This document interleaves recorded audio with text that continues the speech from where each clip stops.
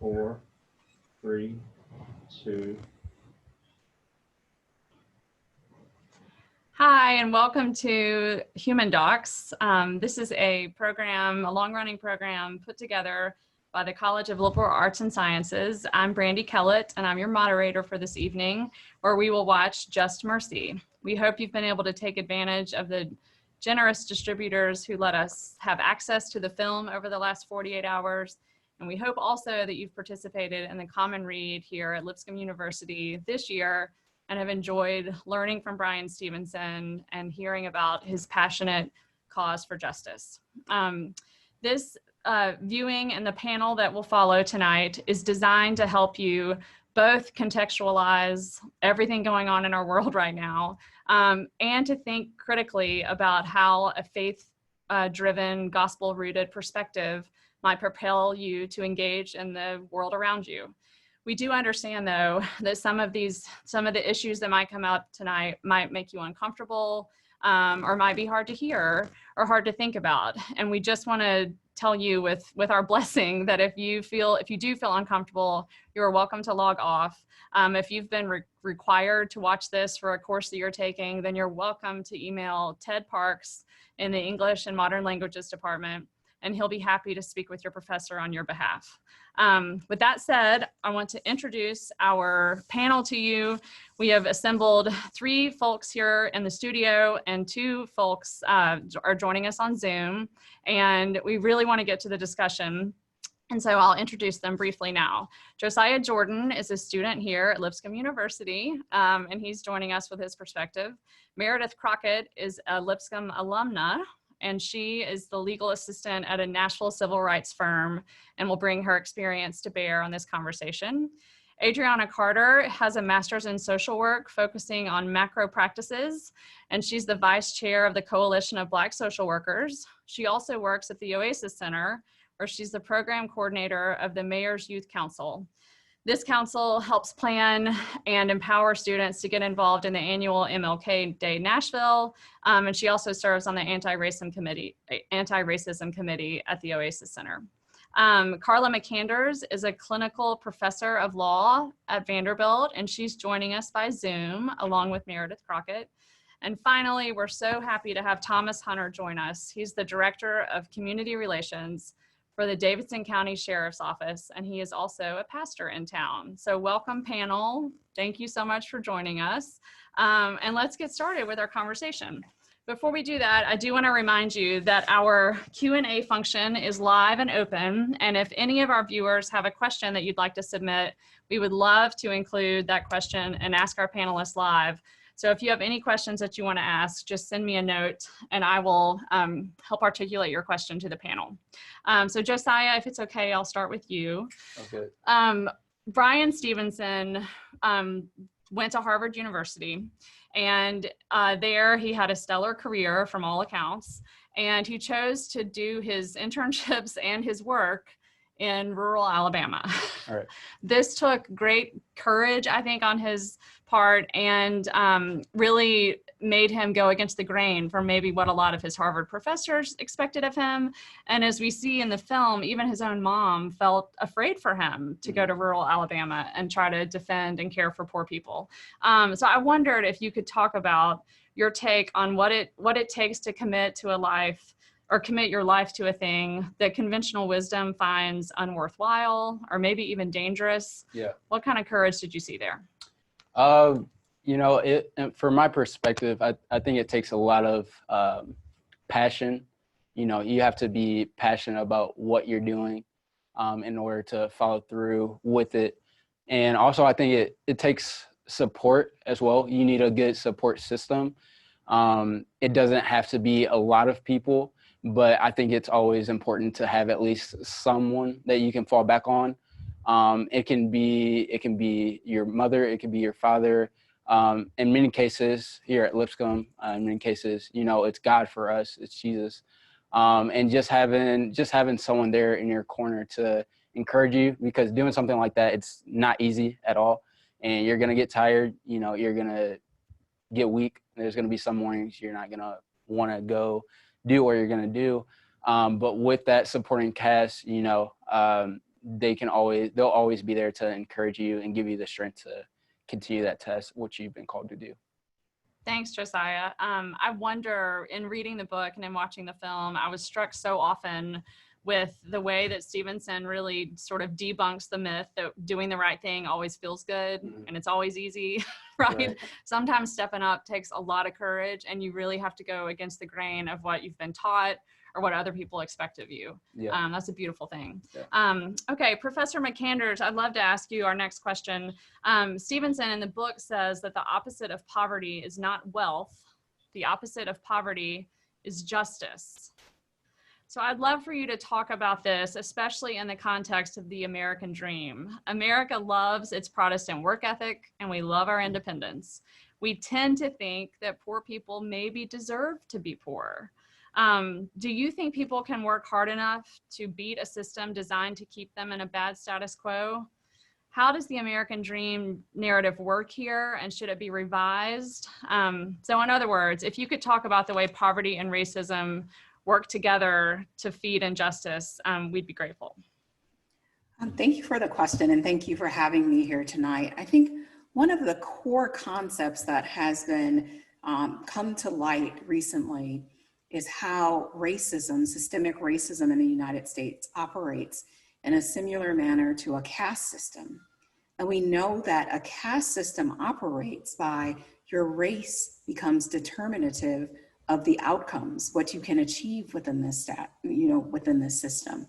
And so when we talk about concepts of what is just and what is right, we need to examine the ways in which, if I'm born at the intersection of being an African American woman, no matter what I achieve in this society, I'm still going to be subject to police brutality when I'm pulled over at the side of the road, or like Breonna Taylor, who was killed, and there was no justice for her, because we learned today that the police officers that shot her, regardless of what she had achieved, the degrees that she had, at the end of the day, that caste system is determinative of how you're treated and what justice is given to you, or the absence of justice based upon where you fit within that hierarchy.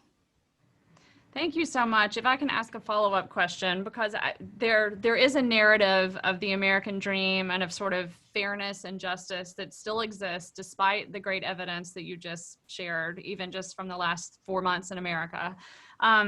How do you think about a deeper sort of patriotism, or a deeper loyalty, maybe even to the ideals that we've yet to live up to? Can you speak to that? I think that what you see in the Constitution and what motivated me as an African American woman to become a lawyer are what the legal system points towards.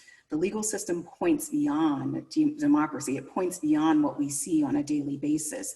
And because of those larger concepts and goals of equality, justice, accepting the humanity of all people, regardless of their race and their gender, are concepts that extend beyond what we see. And I think that when one of the things that I did when becoming a lawyer and a clinical professor where I practiced law with my students was knowing that, not necessarily trusting the system as it exists, but having a larger value and a deeper belief that if I work within the system to challenge the existing norms, that I might not see in my generation a change, but that arc will bend just a little bit more towards justice by my advocating for people who are marginalized within the system. That's beautiful, and it demonstrates the courage that Josiah just talked about Brian Stevenson having. You also invoked Amos and Dr. Martin Luther King, and when you were speaking, it reminded me that he calls the American Constitution a promissory note, right? That we're not there yet, but there's a promise embedded there, if we all advocate for it, that we can be better than we've been.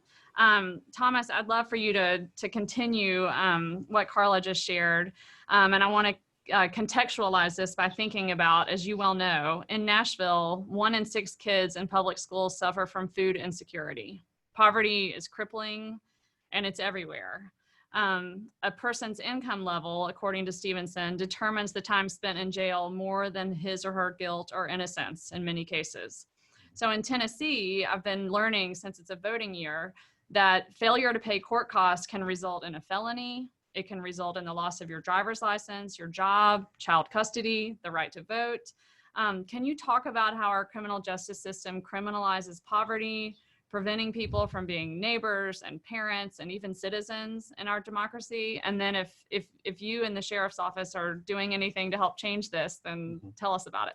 Well, one of the things that we find within community, just piggybacking off of some of the systemic, a lot of it really is economics, keeping money in the hands of one group. A lot of times when you find these systems, it is to hold a community economically down, because most people do not want a handout.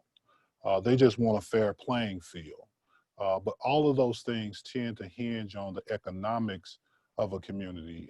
If we look at just the history of housing, it's not where people found themselves in a position to where they work themselves. There was a lot of government checks during Franklin Delano Roosevelt's era, where people were given homes, were given land, were given stipends to start homes. So then you create these generational wealth. Then you say, well, some of these communities, how does Black people in a community elevate themselves? Economics, right? So when the economics came about, then Black people started to come up and say, we want to go into those same communities. Well, those houses were worth 3 times as much. Now, when we look at Nashville, this gentrification process, if you grew up in Nashville, there are places in East Nashville, North Nashville, South Nashville that are booming, but these were formerly Black communities that was not looked at in a way that was a positive thing. So economically, when you start to look at the jail system, right? When we think about Nashville, Davidson County, the jail should look like a picture of your city, race and economics. The difference is when somebody is incarcerated within Nashville, Davidson County, they go to jail. And for the most part, if you are from a certain community where you have the resources, you make bond and you go home.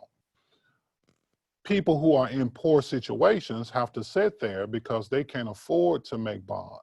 So it flips, because normally in Nashville, the arrest rate is pretty equal. But once someone gets in jail, then it becomes economics. Can I afford to get out of here? So some of the things we're doing in the sheriff's agency and the sheriff's office, we have a relationship with the bail fund program with Raheem. They are allowed to come in and make bail for people who can't afford to make bail. We also created a thing called the Behavioral Care Center that helps people who have been arrested because they're ill from mental illness. So now when somebody gets arrested, we have a mental health professional on deck. We have a totally separate building that works with the patient and not the person or not the charge. A long time, we were arresting sick people and putting them in jail when they should have been in a different situation. So these are certain things, but that's a small part we're doing on the sheriff's office side. I mean, we can look and say 30% of what we create and generate as an agency should go to hospitals. But you need to say that to the courts. You need to say that to Metro Police and take all of those resources and use them in a different way. So those are some of the things where we can kind of flip what that looks like from an agency. So, yeah. It's interesting. So Stevenson's really saying poverty and race are the nexus of injustice. But as you just said, and Professor McAndrews used the word intersection, like it's really this intersection of poverty, of societal forces, of laws, right? There's so many things which can make me feel really overwhelmed, right? And just want to shut down. The thing that we should all be proud of, those of us who live in Davidson County, is that Thomas Hunter and Darren Hall, our sheriff, like the work that you guys are doing, you're really a national leader, I think, and thinking about behavioral health and thinking about how mental health leads to criminal arrest and things like that, thinking about how bail takes people's jobs away and takes their kids away, and eventually even the right to vote. So I'm so thankful for the work that you guys do. So Adriana works and likes to think at a macro level. I've learned we live in a moment where videos of police violence or of rioting violence go public and go viral. Some of us are moved by images, by stories, by knowing a person who suffers, but other people are moved by statistics, by facts, by macro data. I think we take that information in really different ways, and then we respond in really different ways. I'm wondering, as we respond, some people want to go protest, they want to divest, they want to change systems. Other people want to invest and build relationships and bring folks together across lines of difference. As a person who works in micro relationships, I don't know that that's a term. Is that a social work term? Sure. I just made it up. And macro systems, is one better than the other? Are both needed? Can you speak to the relationship between the small view and the large system view? Yeah, great question. Easy answer. They are both necessary to my work, and I think they are both necessary to pursuing healthy justice. Because like Thomas was saying, you got to distinguish between the mental illness and the person, right? We want to acknowledge that there's a person, there's a human being that is being impacted by the systems that have been created around us. But we also need to acknowledge that the systems have been created around us. There are all these systems that impact these people. So yes, we need the people that are doing the clinical work, doing the one-on-one, looking, engaging with that patient one-on-one, person to person, human to human.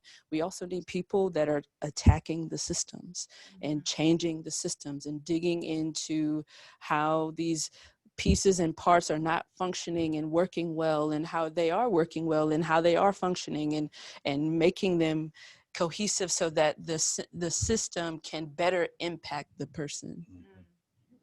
Good. So sometimes, yeah, go ahead, Josiah. No, they both hit on, mental illness and things like that. And I like to think of it as just like getting to the root of the problem. If someone, say there's like a single mother and she gets caught like stealing, for a family who hasn't ate in a while, and she gets caught, she has to go through the system and everything like that. In reality, yeah, she got caught stealing, but the real problem was that she's just hungry, like she's just trying to feed her kids. And so I feel like she should be treated a lot different if we were to get down to the root of the problem, instead of just looking at, okay, you're a thief, so you go in jail. That's so helpful. In my classes, we've been talking about Adichie's idea of a single story and how it's so easy to either project an idea onto someone or to let their worst deeds sort of define them, right? And I love the way you're talking, Josiah, about it takes context, it takes listening. Maybe that one-on-one helps you figure out where they could fit in the bigger system and how the system can serve them, all that sort of work. So Meredith, I'd love to come to you now and ask about how Christians often engage with this kind of work. As Adriana was talking about, we need this relationship work, but sometimes we have to address, we always also have to address the systems that come up around people to either empower them or to punish them, right? And often in my work with other Christians, I realize that when we think about poverty or injustice, we love to talk about mercy, but we can get a little prickly when people say it's a justice issue, right? That we can talk about a one-on-one relationship, but when we say, really, there's a system designed here to disenfranchise a whole group of people, we can tend to get a little prickly around issues like that. And so I'm wondering, in your work, working with civil rights attorneys, working in your office, do you find that for yourself or your colleagues that most people are fueled by sort of a mercy mindset, or are they fueled by a justice mindset? Maybe that's not a divide and it's just a divide that we put on there. But I wonder if you could speak to that. What do you think is more effective, to call for mercy or to call for justice? You're muted right now. Sorry. Oh no, can y'all hear me? Yes, you're great. Can you hear me? Okay, great. I think one of the biggest problems, and I'm not going to generalize the entire Christian faith, I would say, like with the kind of evangelical white Christian movement that we're seeing right now, is that we've made justice and mercy mutually exclusive, that they're somehow separate from one another. I think that it's, justice without mercy is too punitive, and mercy without justice or any kind of love is just pity, and that's, totally useless to what we're trying to do. I think that part of the problem is that we have equated our idea of justice with somehow some kind of a political identity. So if you are going to talk about justice, you're talking about the Democratic Party, you're talking about particular candidates. We have made these issues so particularized to individual people. So if you want to fight for justice, you are Alexandria Ocasio-Cortez. If you want to fight for justice, you're Bernie Sanders. Instead of, if you want to fight for justice and mercy, you are Christ. You cannot devoid the Christian faith of justice and mercy, or it is no longer Christianity. I think in our particular work, where we're doing plaintiff side law in terms of racial discrimination and other forms of discrimination, one of the best examples I can give of what true justice and mercy actually looks like, that's kind of front of mind, is my boss, who I work for. His name is Judge Kevin Sharp. He was appointed to the federal bench by Barack Obama. And after only a few years of being on the bench, he could no longer do the job. He felt that the work was too punitive, and where he would have charged a person for a nonviolent drug crime for 15 months in state court, he was sentencing folks to 15, 20, 30, 50 life in prison for nonviolent crimes. And so he left the bench and he joined the firm that I work for, and now does this nonprofit or pro bono work where he's actually helping the folks that he put in prison get out. And so that is both justice and mercy. That is mercy in that he's recognizing that he's the reason that they're there. He's the core of the problem. He himself was the problem. And it's justice in that he's righting a wrong. I think especially in these conversations where we're talking about the poor, we tend to compartmentalize things. And so much of the way that we serve the poor becomes, well, I'm going to give you a boxed meal, or I'm going to, serve you a hot meal after work. But so many of these systems, especially when they're in relation to the Christian faith, need to become contiguous, and they need to become one, where you're both doing the work of justice, where you're fighting for policies, you're fighting for laws, you're fighting for equitable change in the justice system, and you're also doing mercy, where you love the individual, like Adriana was saying, where you love the person, because to do either of them separately is no longer reflecting the Christian faith. You have to have them together, and I think a little dash of love in there at some point is always helpful. I like that. We're making a recipe. That's good. It's so fun to hear you speak so compellingly about the divides that we fall prey to and that we often continue under, right? We let these, it's funny because as Christians, a lot of times I hear other white Christians say things like, don't get political, but I think the divides we live in are deeply political, right? And we've already sort of sold out a little bit to politics when we find the divides between justice and mercy. The other thing is that I think we're looking for, we're trying to lift up our shared humanity and our common ground. And Adriana, I'd love to actually come back to you for this. Stevenson says that what unites us as humans is actually our shared brokenness. And often I think about our dignity, right? Or that we're made in the image of God, but he finds that one of the best places to meet is over our brokenness. And he talks a lot about his brokenness in the book, and he equates it to the brokenness in the systems he sees, and in the inmates that he serves. Do you think we can affect real change without getting all the way in? Like, can you reserve or preserve your own vulnerability or brokenness and do good work? Or do you have to sort of lead with your brokenness, lead with your vulnerability, and go all in? I will speak for myself. Yeah. I cannot be in this work without being all in. That is the approach that I take. That is the way I choose to live and lead my work in my life. Because I have, like Josiah was saying earlier, I have my cast around me. I have my people, I have my mentors, I have my faith, I have my friends that can lift me up and hold me up when I need to be held up. And I can be very broken around them, like deeply, deeply broken and lament and struggling to no end. But I don't think, first, I think you need to figure out what works for you, right? Especially as people of color. We are experiencing hardship after hardship after hardship after hardship. And if we are not in some way taking care of ourselves and preserving our stuff and just like putting on some type of armor, there's no way, there's no longevity in this work. But we have seen our ancestors do it consistently and forever and forever and forever. And so I kind of also use my ancestors as a push forward. If they can march miles and miles and miles for hours and days, what do I have to complain about ever? I love right? it. And so I think that, to me, that is them putting all in, you know, that is them putting all in. And I don't think we would be where we are as people of color without them being and putting all of who they are into fighting for justice and pursuing justice. We have a long way to go. I will say that we have a very long way to go, but I don't think this, I mean, what if Christ said, oh, I'm going to only stick my toe in. Right. I'm not going to descend into humanness.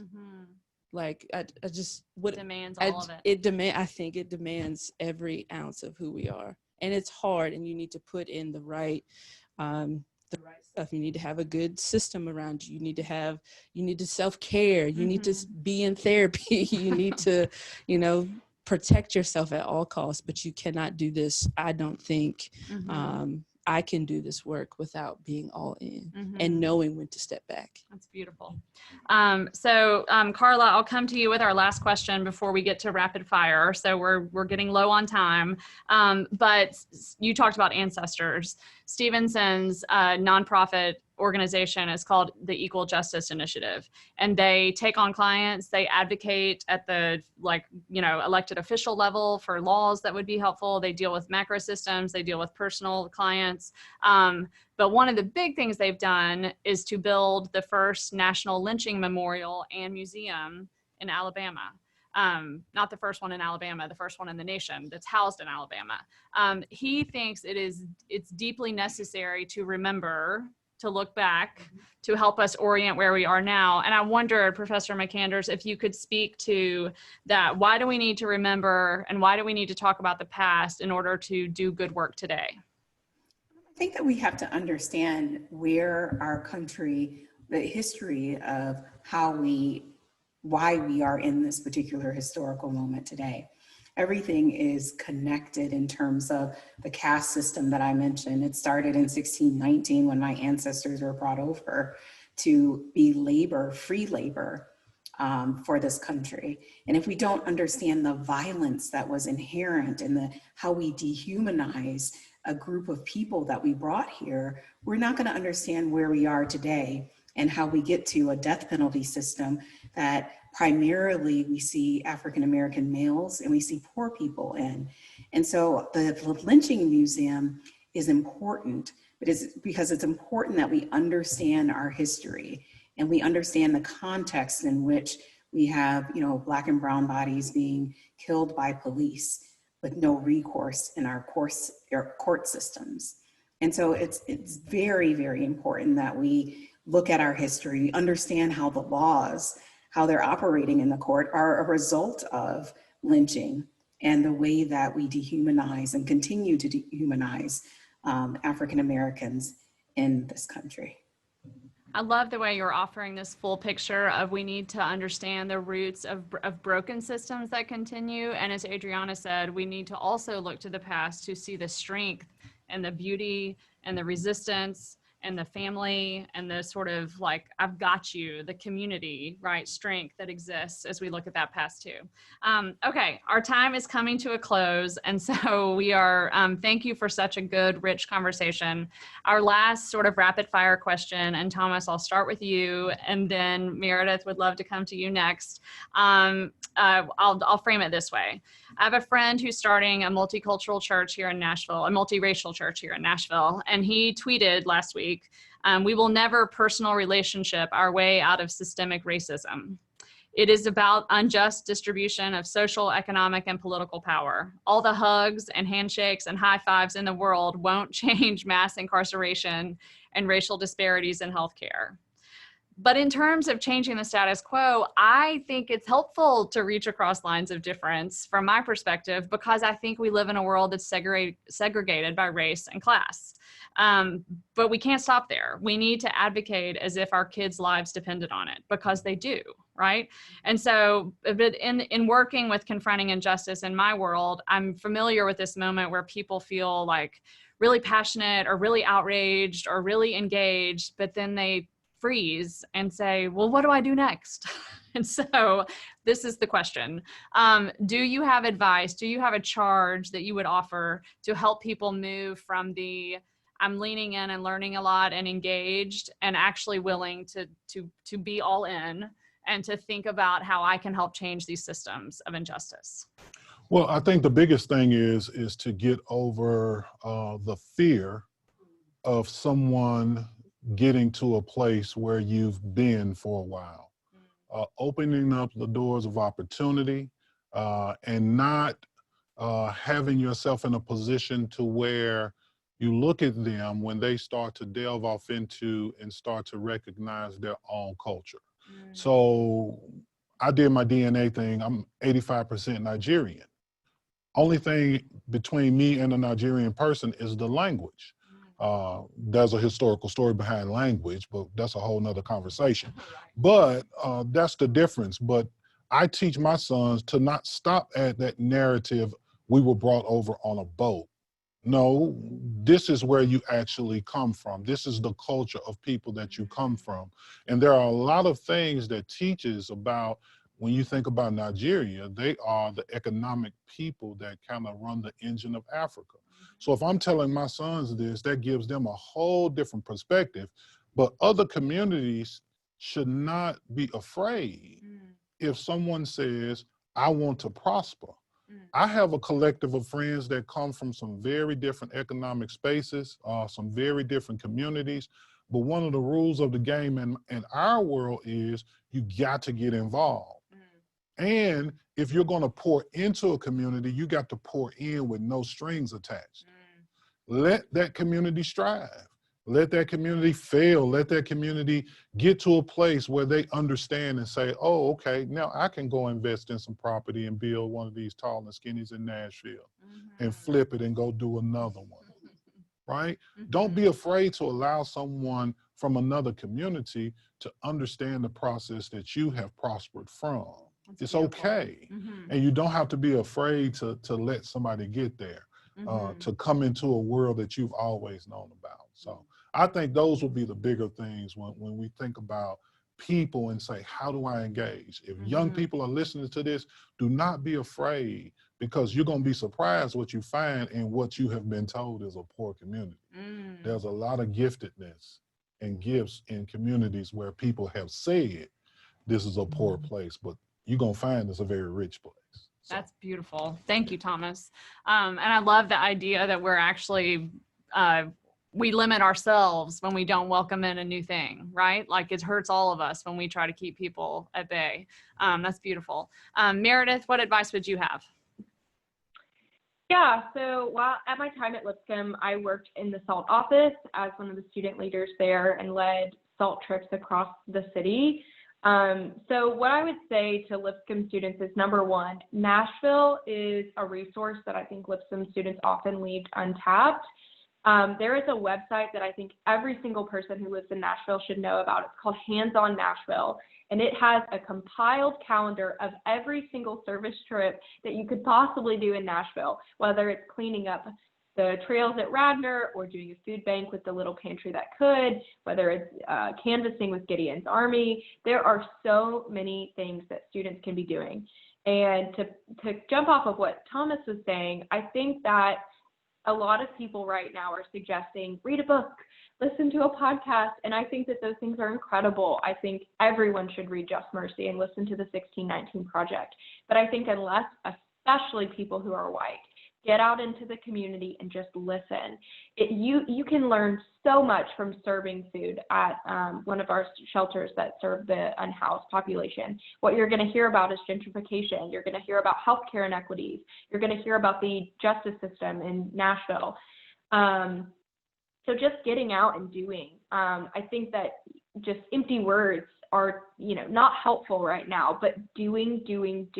And of course it's awkward, and it's, Brene Brown always says, be awkward, funny, and brave. Like, just go out and do it, and take a buddy, join a hands-on Nashville project, go do 2 hours in the community. You'd be surprised what you learn, and you'd be surprised how it guides your career path and what you want to do with your passion. So that's what I would recommend. Thanks, Meredith. That's great advice. I love the resource for Hands-On Nashville, and also the idea that like educating yourself is so critical, but it can't be the only step, right? Relationships are so critical, but that can't be the work you do, right? We have to take the next step further. And for college students in particular, I often tell my students, I used to think I had to be a grown-up and have it all together before I could give back. Untrue. Get started right now. Josiah, we'll come to you, and then to Carla.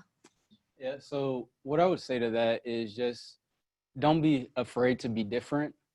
You might be interested in tapping in a little bit more, and you might have some friends that advise you to do something else. Even your parents, family members, they might tell you that's not what you should be doing right now. Like, you're in school, stick to that, stuff like that. I just say, like, is your life, don't be afraid to be different. And then also, I think everyone has hit on, just don't be afraid to reach out to people that don't look like you. It could be awkward. Don't get discouraged if you guys aren't best friends right off the bat. It's going to take time to build relationships, especially, if you guys come from different backgrounds and stuff like that. Sometimes other cultures can just be kind of, I guess, conservative when first opening up to someone they don't really know. And there's a lot back behind that. And so just don't get discouraged. And like I said, don't be fearful. Great advice. Courage, courage, courage. Professor McAnders, what would you offer us? I would recommend, that following the calling that you have. One of the things when I was probably in the 2nd or 3rd grade, I wanted to be a civil rights attorney. And so what I did was kind of follow any opportunity I had to volunteer, to become involved. And my career took an unexpected turn when I was in college, and I worked at a refugee center in Strasbourg, France. And working in that refugee center expanded my conception of civil rights, and I was able to put it in a human rights frame. And I think when you're open to different possibilities and you're following an inner calling, my inner calling was to do justice work, do civil rights work. And I think following what you want to do and taking action, getting mentors that can guide you along the way, and just experimenting when you're in college, asking a lot of questions, being engaged. And one of the things that I like in working with law students who are a lot younger than I am is that you guys bring new, exciting ideas and ways to think creatively about the problems that our society is facing. So I say, follow that inner light inside of you and that calling that is, usually directing you to become engaged and to step outside of existing norms. That's so powerful. I love teaching at a Christian university because I get to say things like, God created us differently on purpose, right? Diversity is God's great idea. And I think that fits here too, that if you all tap into your vocation and your calling, then you will take a totally different track maybe than Josiah has, or than Adriana has, or Thomas, or Meredith, or Carla, or myself. But that's good. We need every single person to be engaged in the calling given to them to fight this system of injustice, right? Okay, Adriana, what's your advice for us? Everything that everyone has said, and I would add one, vote. Please go vote, make a plan to go vote, bring your friends to go vote. And secondly, continue to do your own work. Make sure you are processing and mourning and rejoicing in all aspects of this mess. People of color, please protect yourselves.